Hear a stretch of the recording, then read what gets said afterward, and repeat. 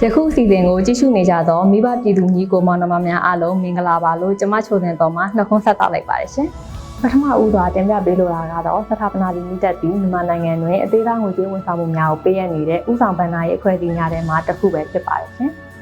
စထာပနာလီမိတက်မြန်မာကို2015ခုနှစ်ဇန်နဝါရီလတွင်စတင်တည်ထောင်ခဲ့ပြီးမတည်ရင်းနှီးငွေစုစုပေါင်းအမေရိကန်ဒေါ်လာ25သန်းအထိထည့်ဝင်ထားပါတယ်ရှင်စထာပနာဆိုတဲ့စကားဟာကမ္ဘောဒီးယားခမာဘာသာစကားမှာဆင်းသက်လာတာဖြစ်ပြီးမူရင်းတဲ့အဓိပ္ပာယ်အပြင်တိဆောက်ရန်သို့မဟုတ်ဆောက်လုပ်ရန်ဟုအဓိပ္ပာယ်ရပါတယ်ရှင်ကမ္ဘောဒီးယားနိုင်ငံမှာရှိတဲ့ထင်ရှားတဲ့အသေးစားငွေရေးကြေးအဖွဲ့အစည်းဖြစ်တဲ့စထာပနာ Institute ဟာမာရုဟန်ဂျပန်ဘဏ်နဲ့ပူးပေါင်းပြီးတော့စထာပနာ Bank PLC ကိုကမ္ဘောဒီးယားနိုင်ငံတွင်တည်ထောင်ခဲ့ပါတယ်ရှင်ယခုမြန်မာနိုင်ငံမှာရှိတဲ့စထာပနာလီမိတက်မြန်မာဟာဆိုရင်ကမ္ဘောဒီးယားနိုင်ငံမှာရှိတဲ့စထာပနာ Bank PLC ရဲ့ညီမကုမ္ပဏီတစ်ခုပဲဖြစ်ပါတယ်ရှင်လက်ရှိအချိန်မှာစထာပနာလီမိတက်မြန်မာသည်မြန်မာနိုင်ငံရဲ့ပြည်နယ်နှင့်တိုင်းဒေသကြီး17ခုမှာရှိတဲ့မြို့နယ်ပေါင်း169ခုရှိကျေးရွာပေါင်း14000ကျော်မှာရှိတဲ့အသင်းသားစုစုပေါင်း2,800,000ကျော်ခန့်ကိုရုံးခွဲပေါင်း61ရုံဝန်ထမ်းပေါင်း1,500ကျော်ဖြင့်ဗဏ္ဍာရေးနှင့်ငွေကြေးဝန်ဆောင်မှုများကိုပေးအပ်လျက်ရှိပါတယ်ရှင်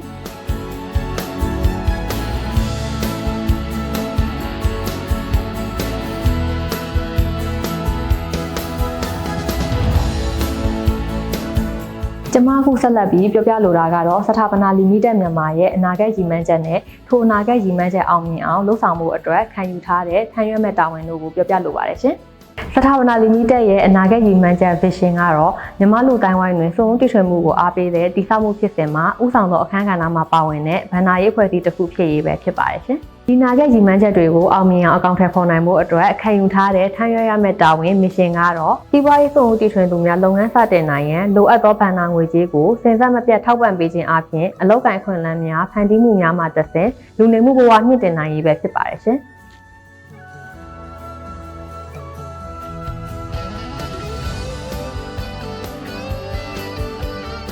အခုစထာပနာလီမိတက်မြန်မာကနေပေးလျက်ရှိတဲ့ဗဏ္ဍာရေးဝန်ဆောင်မှုများအကြောင်းကိုတင်ပြပေးသွားမှာပဲဖြစ်ပါတယ်ရှင်။စထာပနာလီမိတက်မှာပေးလျက်ရှိတဲ့ဗဏ္ဍာရေးနဲ့ငွေကြေးဝန်ဆောင်မှုတွေကတော့ချင်းငွေ၊စုငွေ၊လူမှုဖူလုံရေးနဲ့အာမခံဝန်ဆောင်မှုတို့ပဲဖြစ်ပါတယ်ရှင်။ဆက်လက်ပြီးစထာပနာလီမိတက်မြန်မာကနေပေးလျက်ရှိတဲ့ချင်းငွေများအကြောင်းကိုရှင်းပြပေးသွားမှာပဲဖြစ်ပါတယ်ရှင်။စထာပနာမှာဆိုရင်အစိုက်ပျိုးရေးချင်းငွေ၊အသေးစားစီးပွားရေးလုပ်ငန်းချင်းငွေနဲ့သုံးစွဲမှုချင်းငွေဆိုပြီးချင်းငွေမျိုးစား၃မျိုးရှိပါတယ်။ချင်းငွေများကိုဝိုင်းကြီးချုပ်စနစ်နဲ့တဦးချင်းစနစ်ဆိုပြီးပုံစံ2မျိုးဖြင့်ဝန်ဆောင်မှုပေးနေပါတယ်။ဝိုင်းကြီးချုပ်စနစ်ကိုအဖွဲ့ဝင်2ဦးမှ10ဦးအထိပါဝင်နိုင်ပြီး12လတာကာလအတွင်းအဖွဲ့ဝင်2ဦးလျှင်အများဆုံး30အထိလျှောက်ထားနိုင်ပါတယ်ရှင်။တဦးတဲ့ချင်းငွေရယူလိုသူများအတွက်ကတော့24လတာကာလအတွင်းအများဆုံး300အထိလျှောက်ထားနိုင်ပါတယ်ရှင်။ချင်းငွေရယူရန်လိုအပ်တဲ့အချက်လက်တွေကတော့အသက်18နှစ်မှ65နှစ်အတွင်းဖြစ်ရပါမယ်။ချင်းငွေပြန်လည်ပေးဆက်ရန်တရားဝင်လုပ်ငန်းရှိရပါမယ်။ကိုယ်ပိုင်အိမ်လိပ်စာရှိရပါမယ်။အကျဉ်းစာရိတ္တကောင်းမွန်ပြီးချင်းငွေပြန်လည်ပေးဆက်နိုင်ရန်ဆရာထက်သန်သူလည်းဖြစ်ရပါမယ်ရှင်။ချင်းငွေရယူရန်လိုအပ်တဲ့စာရွက်စာတမ်းတွေကတော့မှတ်ပုံတင်မိတ္တူအိမ်ထောင်စုဇယားမိတ္တူကာလာပတ်စ်ပို့တ်ပုံတစ်ပုံအိမ်ချမ်းမြေပိုင်ဆိုင်ကြောင်းအထောက်အထားခံမိသူဤမှတ်ပုံတင်မိတ္တူနဲ့လိုအပ်ချက်ရှိပါကရုံးခွဲမှာထပ်မံတောင်းခံလာမည့်စာရွက်စာတမ်းများပဲဖြစ်ပါတယ်ရှင်။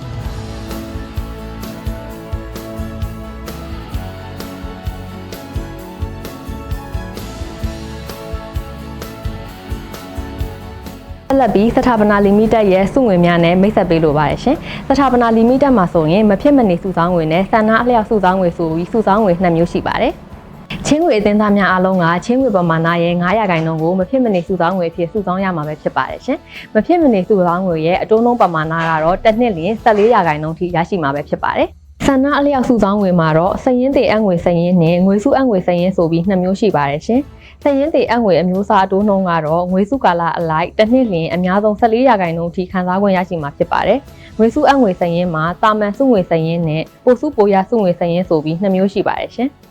တာမန်စုဆောင်းငွေစရင်ရဲ့အတိုးနှုန်းကတော့တစ်နှစ်လျှင်10%ဖြစ်ပြီးတော့ပိုစုပိုရစုငွေစရင်ရဲ့အတိုးနှုန်းကတော့လက်ကျန်ငွေပမာဏပေါ်မူတည်ပြီးတစ်နှစ်လျှင်အတိုးနှုန်းအများဆုံး17%ထိရရှိမဲ့စုဆောင်းငွေအမျိုးအစားပဲဖြစ်ပါတယ်ရှင်။စထာပနာလီမိတက်ရဲ့နောက်ထပ်ဝန်ဆောင်မှုတစ်ခုကတော့လူမှုဖူလုံရေးအစီအစဉ်ပဲဖြစ်ပါတယ်ရှင်။စထာပနာလီမိတက်ရဲ့အသင်းသားများအားလုံးဟာချင်းငွေပမာဏရဲ့3.5%ကိုလူမှုဖူလုံရေးရန်ပုံငွေအဖြစ်မဖြစ်မနေထည့်သွင်းပေးရမှာပဲဖြစ်ပါတယ်ရှင်။ချင်းငွေသက်တမ်းကာလအတွင်းအသင်းသားများကလေးမိဖွားသောအခါတွင်ဖြစ်စေတည်ဆုံးခြင်းသို့မဟုတ်ထာဝရမတန်ဆွမ်းဖြစ်ခြင်းဖြစ်စေဖြစ်ပေါ်လာပါကလူမှုဖူလုံရေးရန်ပုံငွေထဲမှာအကျိုးခံစား권ရရှိမှာပဲဖြစ်ပါတယ်ရှင်။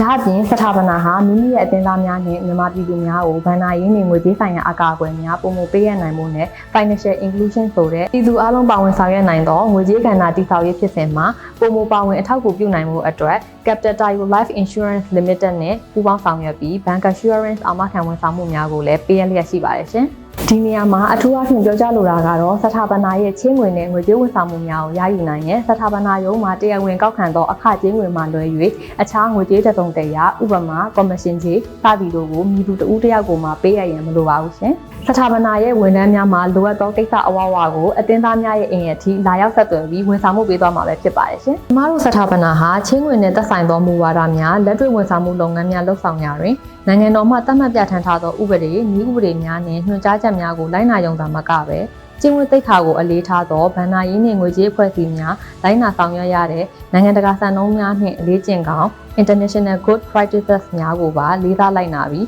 ပွင့်လင်းမြင်သာစွာဖြင့်လုပ်ငန်းများဆောင်ရွက်နေတဲ့ငွေကြေးအဖွဲ့အစည်းတစ်ခုပဲဖြစ်ပါတယ်ရှင်။ယခုစီစဉ်ကိုကြည့်ရှုပေးတဲ့အတွက်ကျေးဇူးအများကြီးတင်ပါတယ်ရှင်။